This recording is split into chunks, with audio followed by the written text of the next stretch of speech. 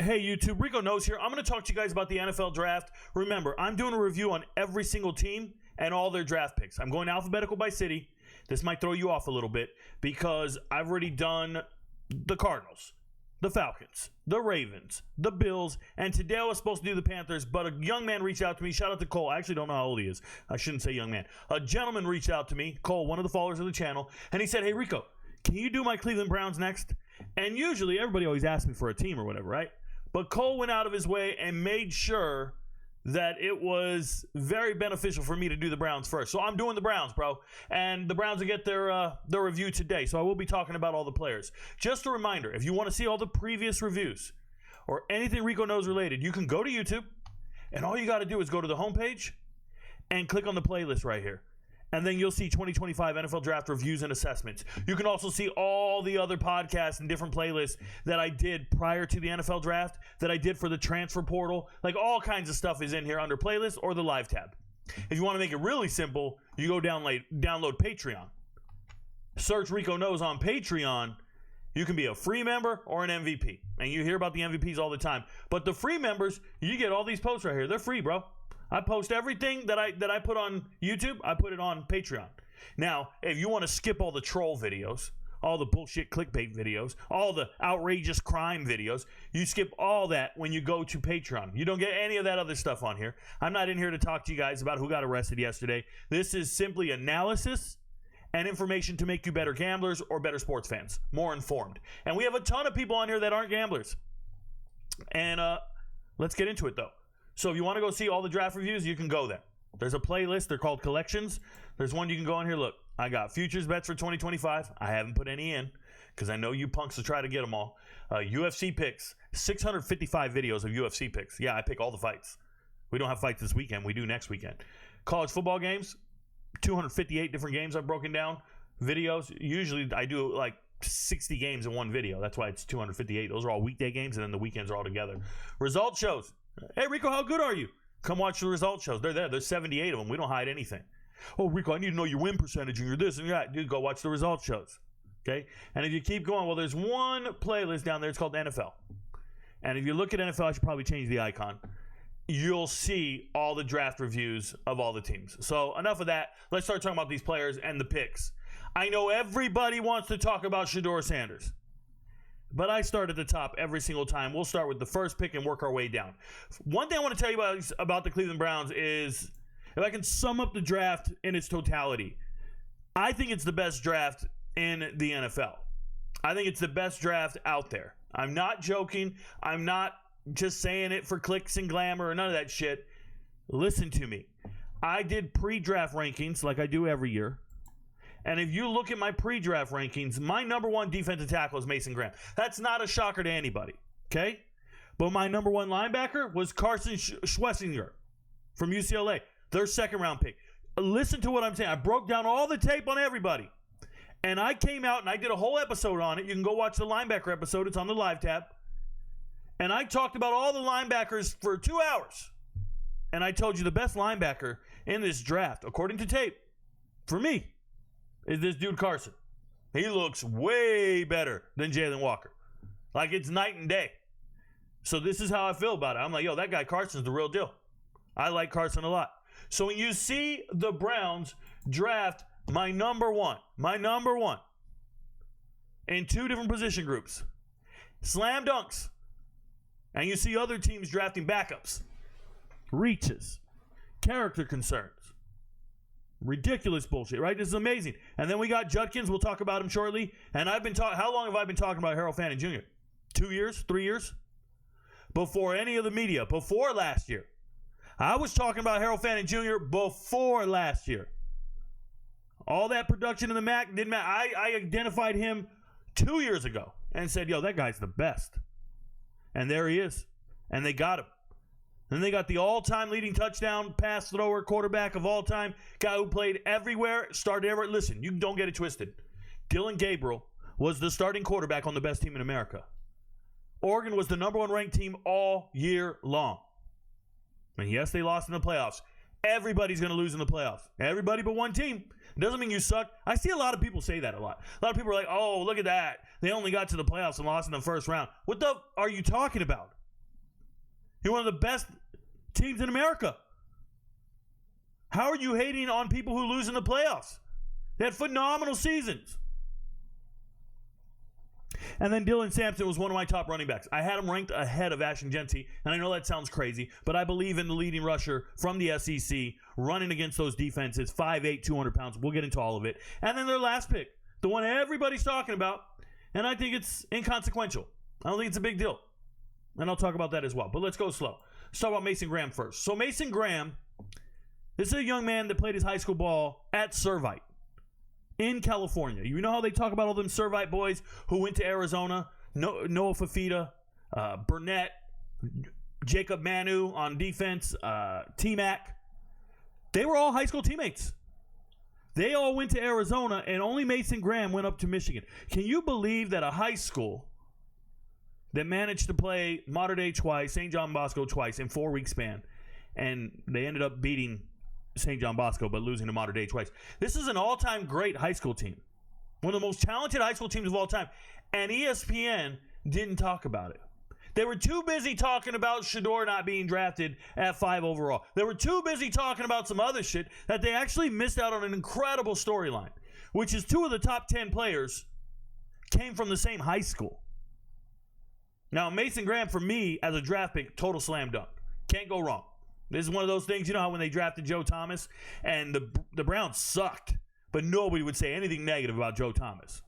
Same thing here. Mason Graham is him. He's so great he got his teammate drafted. We'll talk about that on another video. But I'm just letting you know, Mason Graham is great. I love everything about him, and I got a lot of high praise for this guy. Big time. Next guy is Carson, UCLA. Looks like a Viking, bro. So good, he's moving other draft picks off the linebacker spot. When I watch the tape, I have a hard time understanding how any other linebacker was ranked ahead of him based upon the analysis of the tape. Now, let me explain that. I am a firm believer Jalen Walker is not better than this man. But because the Carolina Panthers said, we're going to take Jalen Walker at 8, that's what Dan Morgan said, we're going to take him at 8. All the mock drafts, all the rankings, all the talking heads, all ESPN and NFL Network, everybody scrambled to move Jalen Walker to the top of the board because they wanted to have the number 1 linebacker they put on the board drafted first. They dare not rank him lower and put somebody ahead of him. I don't let that type of stuff influence me. I don't care what the GMs are saying or the coaches are saying. All those guys get fired. There's not a GM or a coach that's been picking or drafting for their team for the last 20 years except for Jerry fucking Jones.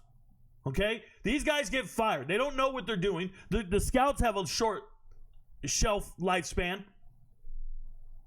And I'm sitting here going, no, they're wrong.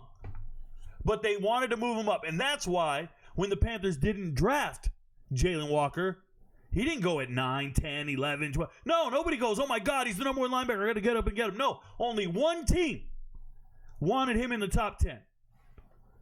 And that one team influenced all the rankings. Carson looked amazing. I turned on the tape. And listen, when I do evaluation of linebackers, I put on the tape and I just start watching all of them. And I go in order. And when I say order, I go in ESPN rank order. That got nothing to do with me. It's just a list I'm going off of. And then after I'm done with the ESPN list, I go look at all my deep hidden gems and my other linebackers that I have in my database. But I'll go in order from ESPN. And I like to do that because it lets me look at the number 1 guy first. So I have this almost like a bell curve, right? I have this standard you need to meet. And then I put it on my Excel database. I put it on my spreadsheet. And as I'm evaluating the player, I go to the next tape. And I go to the next tape. And I should see a gradual decline in ability, talent, potential, size, metrics, whatever. Production. I should see a decline. And that's not what happened here. That first tape I watched, I was like, oh, yikes. Yikes. 6'1", 240 edge rusher? Yikes. Carson is real, bro. Barring injury. I can't predict injuries. And also, the Browns just suck. But this was a slam dunk draft pick. This is a great draft pick. I bet they were cheering out of their mind. Celebrating out of their mind. They didn't have to trade back into the first round to get him. And they probably went to bed that night. First round ends. They go to bed. They're like, yo, we know who we're picking. And everybody thought I was crazy because I put him number 1. Nope, I'm not wrong. Shout out to the Browns. Great draft pick. Quinshon Judkins. Quinshon Judkins obviously dominated in Ole Miss, crushing the SEC, transfers up to, what do you want me to say? The national champs, the Big Ten, the horseshoe, and goes into a running back room that's already entrenched with Henderson, and he still finds his way to get carries. He still finds his way to lead the team. And I think Quinshon Judkins is a special talent. I do. I think that when you have these running back by committees at some of these major schools, it keeps the tread off their tires. But don't get it twisted. Running backs don't last more than their first contract. I'm on record for saying do not pay a running back after his first contract. And yeah, you're going to give me examples of guys who were great after their first contract. Saquon Barkley, for example. I'm just not in the habit of doing that. If I was a GM in the NFL, I would spend my money elsewhere. And I would draft a hell of a running back, use him the first 4 or 5 years, and then just move on. Let somebody else pay him the big check, and I'll go find somebody else. And I'll just keep it young at that position group, and that will enable me to utilize my resources in other position groups. I think that's a recipe for success. There are examples of where the inverse has worked, obviously last year with the Eagles, but it's very rare. It's very rare to see a running back lead a team in today's NFL. It's very rare to lead them to, I'd say back-to-back winning records, Super Bowls. That's not it. It's your quarterback. You want to spend a tremendous amount of money on your quarterback, and if you don't have a quarterback in the top 10, if you don't have a quarterback in the top 10, you don't have a quarterback. And I know there's going to be more examples of that, but let's talk about it. Shout out to Quinshon Judkins. I think he's a great player. I'll talk about it when I get to my boy Dillon Gabriel here. Harold Fannin Jr., dominating the MAC last year, put up some insane numbers. The whole world finally realizes who he is. I've been talking about Harold Fannin for 3 years. 2 years at a minimum, but 3 years. I really believe in Harold Fannin Jr. I watch the tape. We watch a lot of MAC football. If you're an MVP, you know what's up. We bet on every single game during the week. We don't bet on every game on the weekend. We bet on every game during the week. And when I look at a guy like Harold Fannin Jr., I go, yo, that guy's known goods. He's the money. Now, is he as fluid as some of the other hybrid tight ends? No, not necessarily. But he's very good. And I think this is a great spot to get him. No qualms about it. Shout out to you. You kept this guy in your region, in your area. I'm sure there's a lot of fandom there. And I think Harold Fannin Jr. is special. So he can win one-on-one routes. There's no safeties or linebackers that are really shutting him down like that. They're going to have to figure it out. But Harold Fannin Jr. is him. So I like him a lot. Good draft pick. Once again, one of my favorite players in the draft. And we're just looking at it. I haven't seen a single miss. Now, they're all kind of skill players. Not getting anybody in the trenches, not getting anybody too dirty outside of your first pick. But it is what it is. You go out and get all the skill players, get all the flashy guys. Now we get to Dillon Gabriel. All right. Listen to what I'm saying. The template to succeed in the NFL is to have a franchise quarterback. And what is a franchise quarterback? It's a starting quarterback on a team? Sure. But what it really means is you got to have a quarterback in the first round, in the top 15 picks, essentially.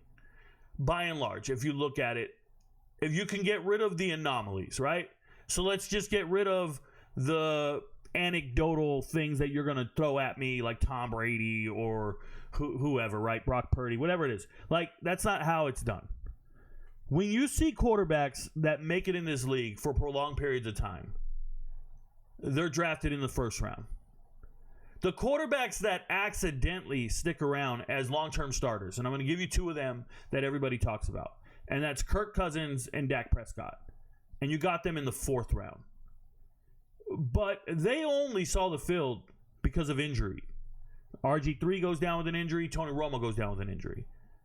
So unless you're trying to find an all-time great like Kurt Warner, undrafted, or you want to get extremely lucky one time in your whole lifetime, Tom Brady, you're just not going to find that leader to go out and win everything outside of the first round. It's just not realistic. The odds are extremely against you. They really are. And so when I see a quarterback go in the third round, I don't think you got a franchise quarterback. I love everything about Dillon Gabriel. I really do. He's a gamer. He's a baller. Does everything right. He has won over 3 coaching staffs before. Nothing's been handed to him. He goes, he transfers. He played at UCF, played at Oklahoma, played at Oregon. And everywhere he went, he had to earn that starting position. And he had to outperform a significant number of players. I am very impressed with the dog in him to win those battles. So, Dillon Gabriel is the all-time touchdown throwing leader in FBS history. He started 60 games. But Rico, that's because he played 6 seasons. 17. I got it, man. A ton of guys got to play 6 seasons. A ton of guys got to play more seasons. There's injury waivers, redshirt waivers. There's COVID waivers. There's hell. Virginia just all got an extra waiver because there was 3 or 4 guys that got shot and killed on the team, so the whole team got a waiver. There's just going to be guys, or college football guys are going to be around. But what you don't see is those players who have been around this long transfer to the number 1 team in America and lead them and win the Big Ten, the number 1 conference in America, and he's the reason why they're winning. He's the reason they're doing it. It wasn't a running back. It wasn't being carried by yak yards. It was Dillon Gabriel putting that ball in his left hand and winning games. So I really like his acumen as a winner, but I don't care. It's a 3rd-round draft pick, and it doesn't change your franchise. It just doesn't. The chances of you finding a franchise-altering quarterback in the 3rd round, slim to none. It's statistically it's statistically irrelevant. That's the truth. I like him, though. He's cool. And then we get to Dylan Sampson. Taking another running back, I'd assume the Browns were looking at running backs in depth. They evaluated all the running backs. They knew they were going to draft one, so they got Judkins, and they're sitting around. Then they get to the middle of the 4th round, end of the 4th round, and they're looking at their board, and they evaluated so many running backs. They go, yo, Sampson's still here? We got to take him. We got to take him, and I don't blame him. I thought it was great value at that moment. Shout out to Walmart. I like the pick. Dylan Sampson doing his thing. I like it a lot. It's cool, man. I don't frown upon this pick at all. I hope it works out. Running backs are only good until about 30 years old. After 30 years old, no running backs are around. You got some all-time greats that are around, but by and large, you're drafting running backs for 4 or 5 years of production, and then you just got to find another one. They lose one step, it's over. They lose one step, it's over. And they get replaced by a younger, stronger, faster kid. So that's the one group, that's the one position you can go and get undrafted free agents, and they'll make your team. It's a little different at running back. And then the last pick, Shador Sanders. So, shout out to Shador Sanders. When I evaluated Shador Sanders, I put him number 1 on my board, and then I think I did a podcast about it, and I said, hey, listen, guys, I don't care where I rank this kid. I just don't think he's a starting quarterback. And people were kind of confused. Well, you put him number 1. Yeah, I think all these quarterbacks are backups. All of them. And I know some of them are going to start. I don't think they're starting caliber. Maybe Jackson Dart's got it in him. Jackson Dart's a natural leader. What Jackson Dart has is intangibles, and they don't use that term anymore. Now they use pro traits and tools. They use all these terms now. I can tell when a kid's been reading a scouting report. I can tell when these little nerds that write to me in the comments, it's when they read a scouting report or something on Yahoo or Twitter or ESPN, because they'll come to me and go, he makes off-platform throws, and he's got traits and tools and blah, blah, blah. And I just turn it off, bro. In the 90s, they used to say these quarterbacks have intangibles. And it's really something that it's called the it factor. The it factor, right? I personally don't think any of these quarterbacks have the it factor. You're trying to find an answer, but I already told you, statistically, it just doesn't make sense. When I look at Shador Sanders, I look at a guy that's limited in his mobility, if I'm being honest. He threw more teammates under the bus than passes in preparation for this draft. I can see various interviews where he talked about he didn't have an offensive line. That's what he told, they were just talking out on the field somewhere. Just talking out on the field. And he's like, I don't even got an offensive line. I didn't have an offensive line. That's why I had to let it throw. That's why I had to do that. I've seen him say we need more dogs on this team. I've seen him say things that I saw him on Twitter. He wrote, who's this guy? It was a former transfer from the team. Or he's telling one of his teammates, I'm gonna let it slide this one time. I'm gonna be nice to you. That's not letting it slide. Riding it and getting everybody bullying on you. I think the fandom is unrealistic. I think the fandom's absurd. I think every time I see a Colorado player trying to make a team, I got to read all these reports about how great they are. Every single one of them. Even if they've only been in Colorado for like 6 months, they're now naturally Colorado guys. Prime got them to the league, and it's just a lot of ignorance. and uninformed sports fans. Like the amount of people who've told me Shador Sanders just got signed for $4.46 million is utter ignorance. He signed a standard contract that's already predetermined by the NFL. He got a $443,000 signing bonus. That's the only money he got. You got to make the team to get your paychecks. And if you don't make the team, you don't get the paychecks. Okay?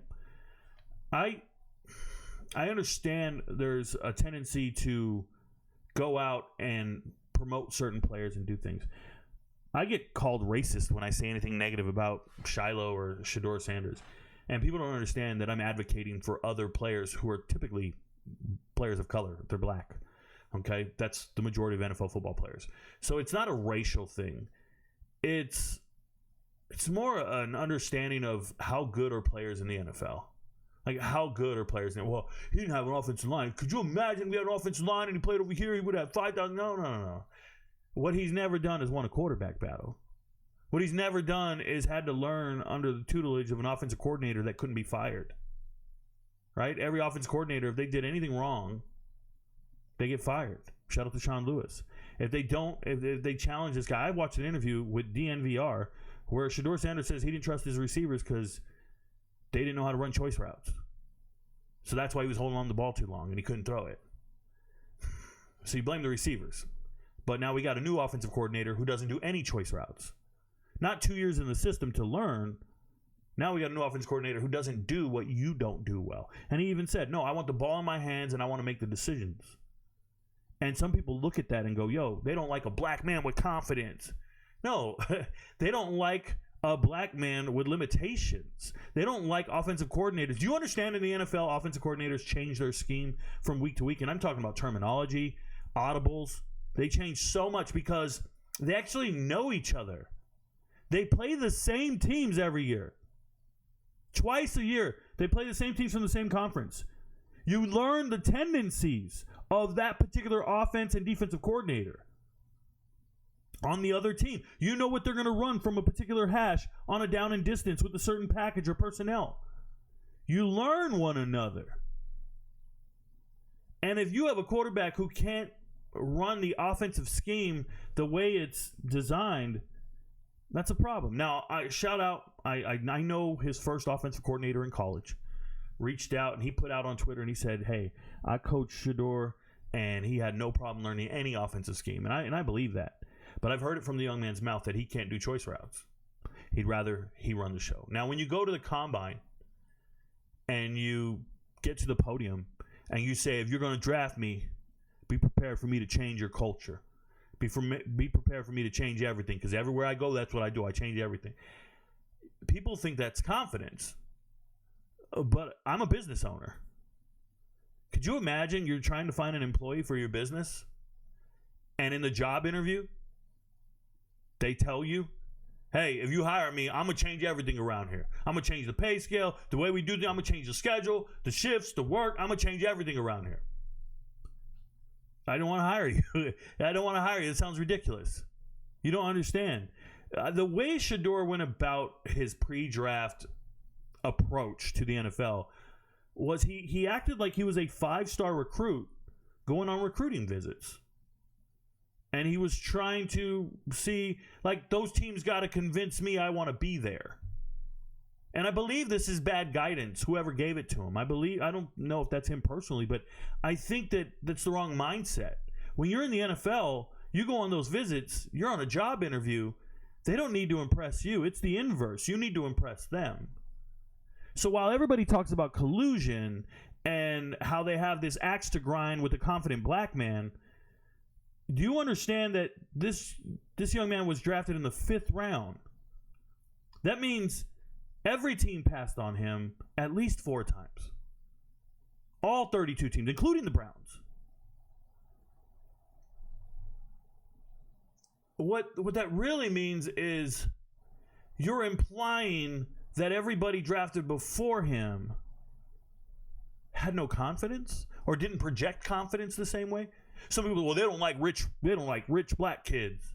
You think some of these kids don't come from money? You don't think there's any legacy players that were drafted whose parents played in the NFL who are millionaires? There's dozens. It doesn't matter. He's on the Browns. He's going to try to make the team. Before this pick, the Browns had the best draft that I've seen in the entire 2025. They got the best players in position groups, and they got other quality players that I really believe in. This last pick doesn't matter to me. And I promise you, a 5th-round draft pick, it having transformational impact on your team in the NFL, that's not a realistic approach. And it's going to be a harsh reality for some of these fans who don't understand that at some point, you need to start preparing for games. At some point, you don't get any more reps. There's, like, in the NFL, 90% of development is on the player, not the coach. We give coaches so much credit for developing these players, but they're professionals. 90% of it's going to be on the player. And the minute you stop getting reps at practice because they got to implement the game plan with the starters, it can discourage you, or it can really hinder your growth, and you don't ever get to the anticipated potential. I mean, this happens all the time. I'd equate it to Tim Tebow and how fans felt about Tim Tebow and how NFL coaches felt he wasn't good enough to play in the NFL. And, well, we know how that turned out, right? So I'm going to tell you that while there's a ton of fans out there buying jerseys and talking, and every click you see is, this is great, this is great, this is great. It's not reality. It's just propaganda, and it's forced propaganda, and it doesn't move me. It'll never move me. So, long story short, Browns had a hell of a draft. Hell of a draft. And typically, the last draft pick you have has about this much impact in your win-loss total the upcoming season. I'm the history of the NFL draft. This was not collusion. This was not some big mistake. He's a first rounder, blah, blah, blah. All you guys talking like that, you're reading the same reporters. The same reporters who told you he was a first-round pick, a top 4 pick, top 5 pick. He's the best quarterback in the draft, second best quarterback. All those guys are the same people writing every single week saying he's the best at practice. He's number 1. He outshined everybody. It's the same guys. Same dudes making money on those clicks, bro. My business model is not to make money on clicks. I don't make videos for clicks. My business model is MVPs on Patreon. And I'm wealthy. So I'm a truth teller, man. I'm just here to tell you guys the truth. And I ain't missed once. When I went out there and I made 2,000 videos telling the world, I made 2,000 videos from 2022 to 2023 telling the world Colorado's going to beat TCU. Colorado's going to beat Nebraska. Colorado's going to beat Colorado State. Colorado's going to be 4-0. I made 2,000 videos and I was right. I've not stopped assessing talent. I've not stopped assessing players. I've not stopped being right. Your friends don't know, but Rico knows. I know it's a hard dose of reality to swallow, but I ain't going to lose any sleep over it.